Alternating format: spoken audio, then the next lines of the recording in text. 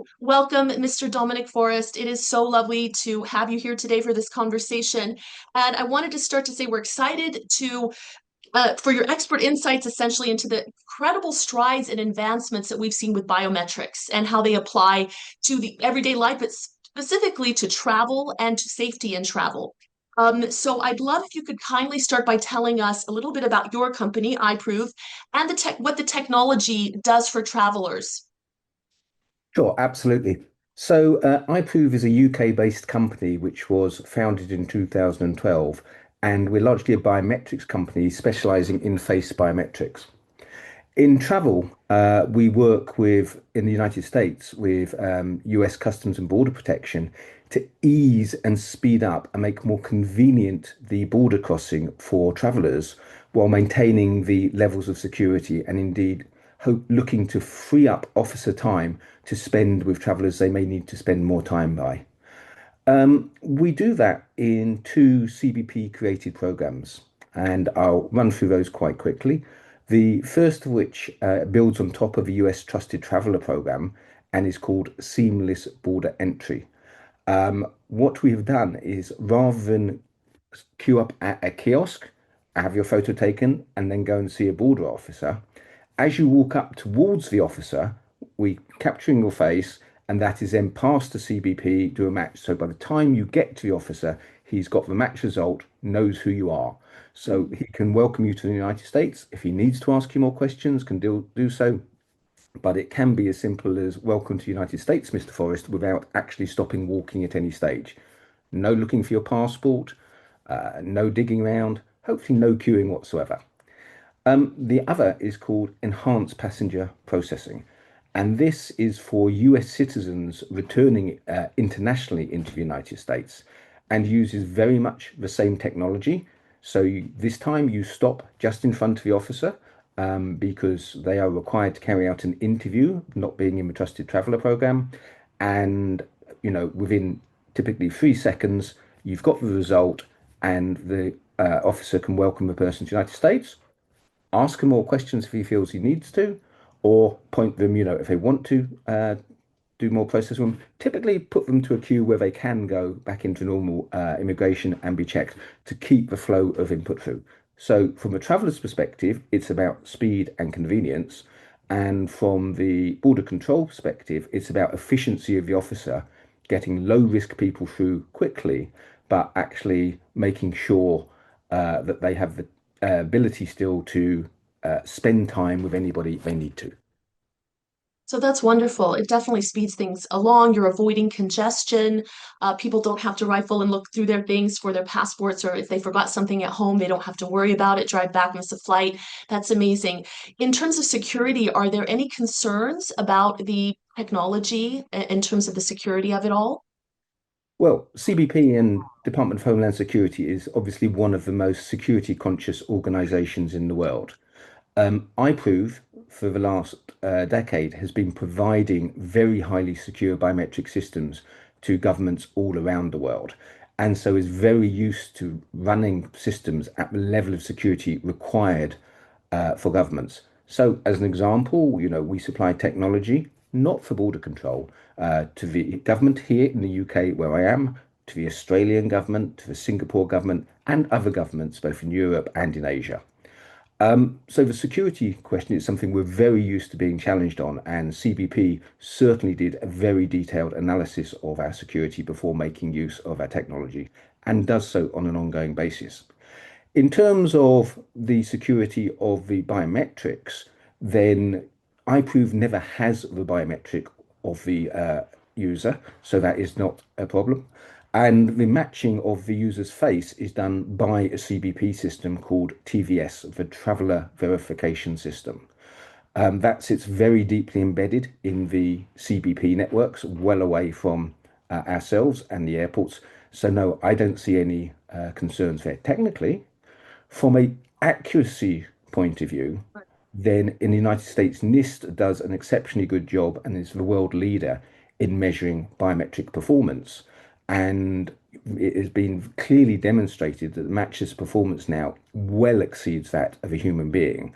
So from a matching performance, it's an improvement compared to a border officer standing with a passport in front of him, as well as being quicker.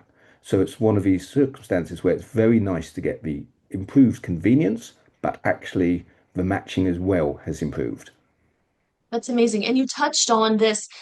Some people question who captures it, where is it stored, this kind of data that could possibly be used, for something untoward. But you're saying it's not stored anywhere essentially, so there's no worry there.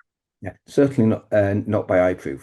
The imagery is captured in, so if I talk, for example, about the SPE program, the imagery is captured by a device right beside the officer. It is not stored on that device and it is sent directly into the CBP TVS system so that there is no image storage there at any stage on the airport side or on the iProov side. CBP makes public about how long it stores the image. I would need to check. I believe it's for a small number of days, but that's very publicly available information. Where is this live today, like in the United States or globally? And also, do you have any sort of metrics on how much this has sped up the process or lessened congestion and crowds and so on? Sure. So the SBE program, so this is the Global Traveller Program using iProov technology, and iProov is the only company globally who's working with CBP on SBE, is live in 8 major airports. So, for example, Los Angeles, Dallas, Miami, Houston, as well as the Toronto, where US CBP, as you know, may do pre-clearance in Canada. Um, in terms of metrics, CBP publishes, for example, queue times for airports and then breaks it down by US citizens, non-US citizens, and various, as along with volume data. So if I look at an example at Orlando Airport, where we are live on the EPP program, so this is US citizens returning, it's the data from when iProov goes live shows there's up to 65% reduction in queue time for US citizens. And even better than that, that was comparing a time earlier in the year against the time later in the year as summer came on, and the traffic volumes are much, much higher. So reduction in the number of officers being used, 65% reduction in queue times with much higher passenger numbers. I think that's what technology doing a good job looks like. That really does. How much did this cost for an airport? So if another airport globally is looking to bring this on, what is the cost? And obviously over time, I'm sure it pays itself back, but what are they looking at?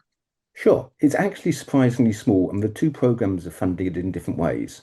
The SBE program costs the airport zero, so that's actually funded by CBP, and I believe is paid for out of the application fees for Trusted Traveller. So when I applied for my Trusted Traveller, I had to pay for that, and that helps fund the program.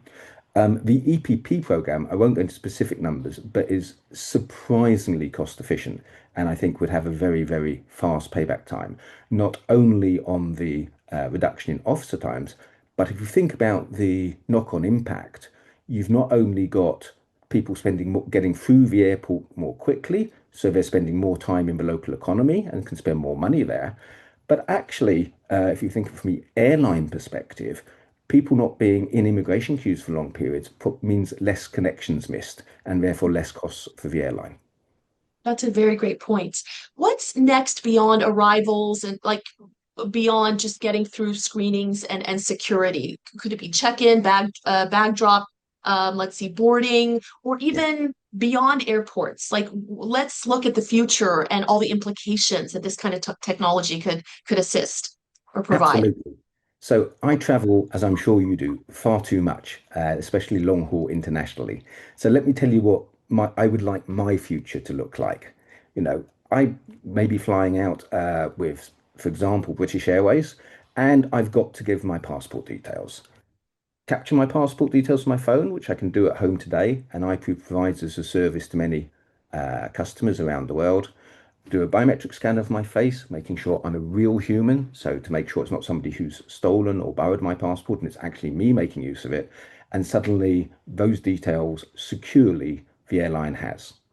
I arrive at the airport, so my local airport is Heathrow in London. and I need to get my passport checked typically. Why? Can I not go through a biometric gate and actually they know I'm arriving, they have my face from the uploaded earlier, or I could even upload it as I get to the airport just before I walk through the channel. And I'm through, not having to stop, not associated with my ticket. So they basically know I've arrived in the airport and I'm cleared through airside. I go to the airline lounge. Well, it's a BA airline lounge. Same story. Why can I not walk into the lounge? Why do I need to queue up, dig out my passport, dig out my boarding pass, and show it again? If I was in the United States, you have biometric exit. So the ability to board the aircraft and actually have your face captured as you board the aircraft to show you're leaving. Then I arrive where I'm going into the United States. I'm fortunate enough to fly, I'm in LAX next week and I'll be walking through the iProov seamless border entry as I arrive. So, my expectation is I won't have any queue whatsoever. I won't be checking bags, so I'm straight out the airport. Lastly, wouldn't it be nice if when I got to the hotel, I could do the same thing? We spend too much time at car rental desks, at airport desks, at hotel desks, checking in and reproving our identity. That one foundational identity could be used much more widely. And the thing that's most exciting, everything I described technically can be done today. We're on the cusp of this changing, so it can really happen. Uh, if you'd have travelled on Eurostar last year out of London, which is a train that goes under the channel from London to Paris and Amsterdam, you'd have used exactly that technology I described. Captured passport at home, associated your train ticket with it, walked through a corridor straight into the station and into the lounge without stopping or talking to a single person. And that was you checked in for the train and having done your UK border exit. That's today. In the SBE and EPP program in the United States, millions of people are going through these. DHS publish figures for arrivals. I don't think they break out how many go through those programs, but it is very widely used in very large airports. Um, the same technology using it for uh, hotel check-in or car hire check-in. Well, here in Europe, the European Union is putting digital identity in citizens' wallets and across all the nations. That identity could be used to do that because it has all the needed attributes to allow you to do what I just described. And that's all today available.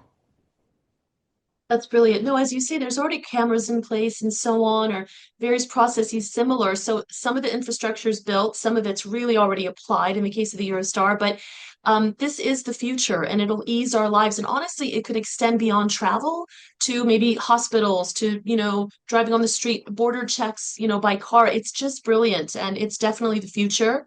And I look forward to it. And you're a pleasure to interview, sir, if I may say, because you go into a lot of detail, makes it easier on me. But we're really excited about this and iProov in the future, and we hope to see it in every airport. I think it'll not just improve the convenience of it all, but also security, honestly, and safety for travelers moving around the world. So thank you so much for your time, and we look forward to your future successes.